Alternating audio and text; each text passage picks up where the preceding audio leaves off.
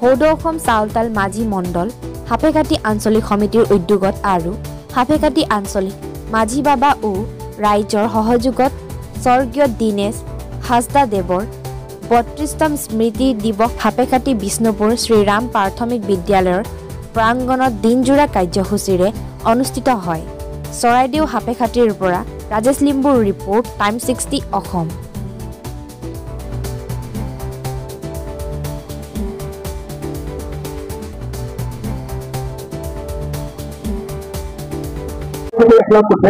আজি আমি সৌদ অসম চাউতাল মাঝি মণ্ডল সাপেখাতি আঞ্চলিক সমিতিৰ উদ্যোগত ৩২তম স্বৰ্গীয় দীনেশ হাজদা স্মৃতি দিৱস আজি আমি সাপেখাতি কুচিয়াখন্দা ৰাম প্ৰাথমিক বিদ্যালয় খেলপথাৰত আমি অনুষ্ঠিত কৰিছো। আৰু আমাৰ এই স্বৰ্গীয় গোপীনাথ স্বৰ্গীয় দীনেশ হাজদা ডাঙৰীয়াই আমাৰ চাউতাল সমাজখনৰ কাৰণে বহু সজাগতা সৃষ্টি কৰিছিলে আৰু গাঁৱে গাঁৱে গৈ আমাৰ যি চাউতালৰ মাজত যি অন্ধবিশ্বাস আৰু যি সমাজখনৰ যি উন্নতিৰ কৰিব লাগে কেনেকা ধৰণে সমাজখন আগবাঢ়ি যাব সেই বিষয়কেইটা বহু গাঁৱে গাঁৱে গৈ তেখেতে সজাগ কৰিছিলে। আৰু সেই তেখেতৰ আজিৰ পৰা প্ৰায় ৩৫ বছৰ আগতে তেখেতে সজাগ কৰি গৈছিলে আমাৰ এই গাঁও চাউতাল বসতি অঞ্চলবোৰত। আৰু তেখেতক আমি আজি স্বৰ্গীয় হিচাপে আমি মানিছো আৰু প্ৰতি বছৰে আজি ৩২ বছৰ হৈছে, আজি ৩২ বছৰ আমি পালন কৰি আহিছো।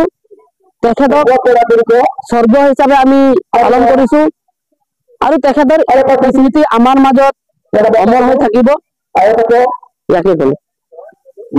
এই অনুষ্ঠানৰ যোগেদি আমি এটাই কথা কব বিচাৰিছো, যিহেতু আমাৰ চাউতাল জনগোষ্ঠীটো আজিও বহু ভিতৰুৱা হৈ আছে আৰু আজি এই সংবাদ মাধ্যমৰ যোগেদি চৰকাৰকো অনুৰোধ জনাও যে আমাৰ চাউতাল জনগোষ্ঠীটো যিহেতু আদিৰ যুগৰ পৰা বসবাস কৰি অহা এই চাউতাল জনগোষ্ঠী, এই জনগোষ্ঠীটো কিন্তু চৰকাৰে যি ধৰণে আমাক সুবিধা দিব লাগিছিলে কিন্তু আজি পৰ্যন্ত দিয়া নাই।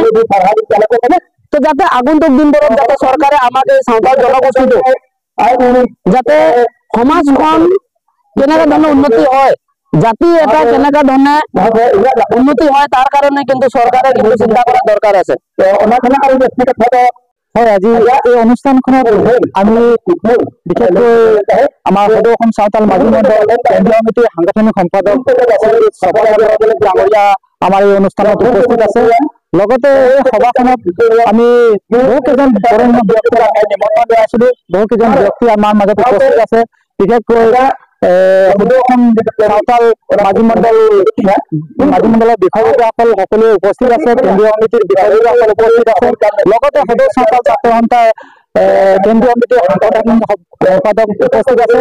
লগতে আদিবাসী সংগঠনৰ ঝাৰখণ্ডী সংগ্ৰাম পৰিষদৰ বিষয়ববীয়াসকল উপস্থিত আছে আৰু বহুকেইজন ব্যক্তি আমাৰ মাজত উপস্থিত থাকি ৰাইজক এক নতুন জোৱাৰৰ চেষ্টা কৰিছে আৰু যাতে স্বৰ্গীয় দীনেশ হাজদাদেৱে তেখেতৰ কৰণীয় বিলাক কি আছিলে, তেখেতৰ ভৱিষ্যত জীৱনত তেওঁ কি কৰিব বিচাৰিছিলে, এই সমস্ত কথাবিলাক ৰাইজৰ মাজত উপস্থাপন কৰে আৰু ৰাইজে যথেষ্ট সংখ্যক ৰাইজে উপস্থিত আছে আৰু তেখেতৰ ভৱিষ্যত দিনত কৰণীয় কাম বিলাক যাতে আমি বাস্তৱত ৰূপায়িত কৰিব পাৰো তাৰ কাৰণে আমি চেষ্টা কৰি আছো আৰু ৰাইজে যথেষ্ট সঁহাৰি দিছে এই ক্ষেত্ৰত আমাক।